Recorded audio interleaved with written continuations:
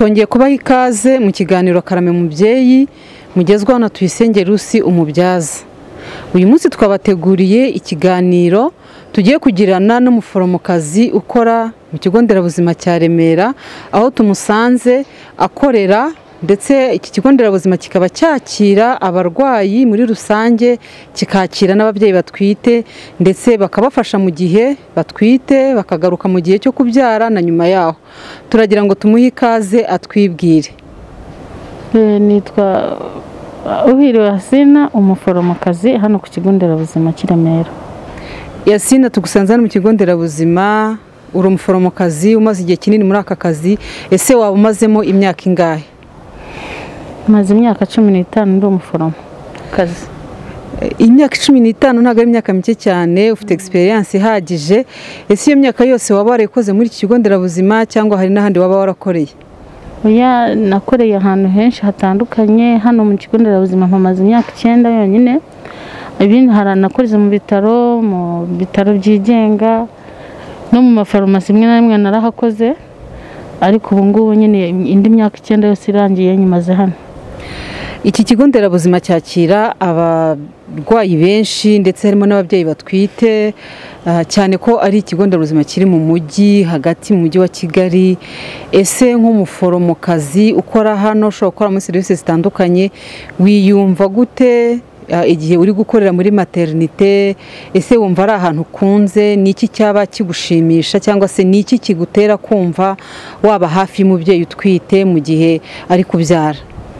Yanjye kuba naba hafi y'umubyeyi ni ibintu bindimo, kuko nizi no mwuga numva mukunze.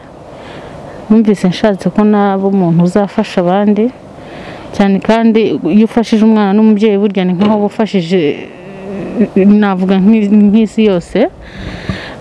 Iyo ukurikiranye umubyeyi, burya ababyeyi ni abantu baza intege zabo ari nkeya. Iyo umweretse ko muri hafi akakuva imbere ameze neza n'umwana we, nawe ubwe wumva wishimye ko ibyo wakoze byatanze umusaruro mwiza. Urakoze cyane, reka tugushimire kuri experience yawe uduhaye. Ndagira ngo nkubaze, ese mu gihe cyose umaze ukora uyu mwuga, utubwire ni nk'izihe ngorane waba warahuriye nazo muri maternité mu gihe wenda wabaga uri kumwe n'umubyeyi, cyangwa se ufite ababyeyi benshi? Ni nk'izihe ngorane waba waragiye uhura nazo? Ingorane zo ntizabura mu mwuga nk'uyu nguyu wo gufasha umuntu kandi ku buzima bwe, cyane cyane umuntu uba waje nta kindi kibazo afite, ari uko aje kubyara.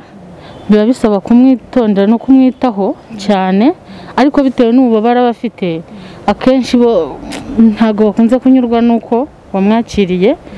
Izo nizo ngorane, ariko turagerageza tukanabyakira, kuko icyo uba ushaka kugeraho ubukizi.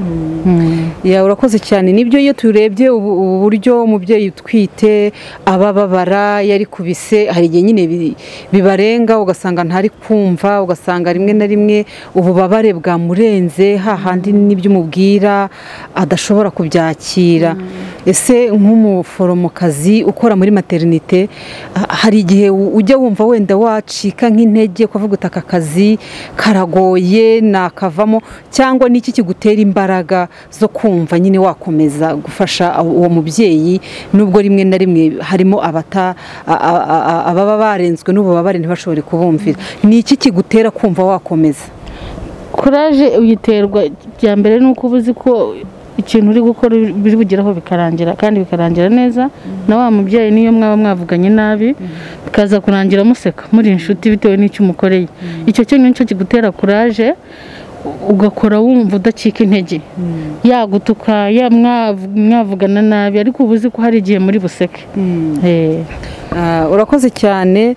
Akandi kabazo k'amatsiko nashakaga kukubaza, ese waba ufite abana bangahe? Njyewe ndi umubyeyi w'abana 3.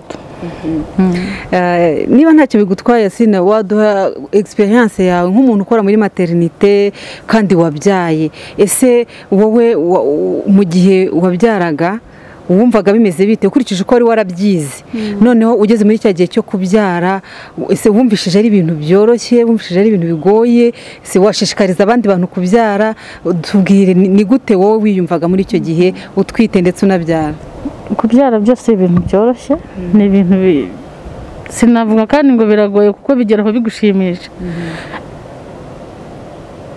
biragora birarushya birababaza ariko ubuze icyo izavamo bishimisha nanone iyo ubonye umusaruro uvuye muri kwa kubyara sinakubwira ngo umubyeyi areke kubyara uretse ko icyo namushishikariza ni ukumenya uko yitwara ku buryo b'abana nabo ababoneye ibibatunga akagira uburyo abyitwaramo ni ukuvuga ngo aho nshatse kuvuga cyane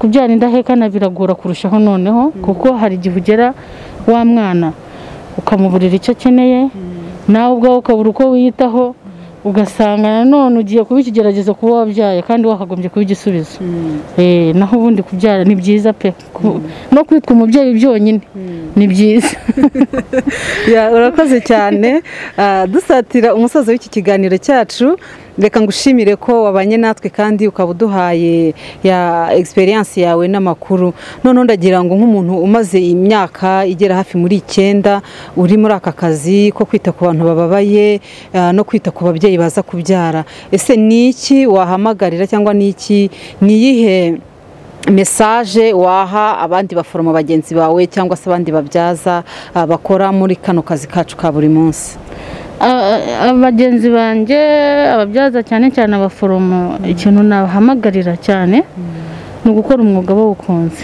kuko iyo ukora icyo udakunze n'ubundi uyu mwuga ntabwo tuwukora ngo tuwubonemo amafaranga cyane cyane ni ukwita n'imigisha dukorera nta migisha rero wabona ukora ikintu utagikunze ikintu nabahamagarira ni uko ibintu binjiyemo babyinjiremo babikunze nyine aho gukenera inyungu cyane z'ubuzima bwabo barebe iz'abandi kuko ni nacyo duhamagarirwa ni umuhamagaro n'ibyo arakoze cyane umuforomokazi ukora ku kigo nderabuzima cya Remera rero muri iki kiganiro cyacu twareberaga hamwe uburyo abaforomo ndetse n'ababyaza bita ku buzima bw'ababyeyi baza babagana hano muri iki kigo nderabuzima rero twahahuriye n'ababyeyi benshi bashima cyane serivisi bahererwa aha hantu ndetse bakanavuga ko abaforomo n'ababyaza baho babitaho nk'uko bikwiriye reka rero dusoze iki kiganiro cyacu koko tubwira bagenzi bacu muri uyu mwuga ko dukwiriye gukora tudashaka inyungu zacu bwite ahubwo tugakora twita ku buzima bw'umubyeyi utwite ndetse n'umwana kuko mu byo twahamagariwe gukora mu muhamagaro wacu ni ukwita ku buzima mu by'ukuri koko ibindi by'imigisha no kubaho Imana igenda ibiduha kandi tunashimira n'uburyo na leta yacu igerageza gutanga umusanzu mu nzego zose kugira ngo aka kazi dukora kabashe kugenda neza turabashimiye naho mu kiganiro cy'ubutaha murakoze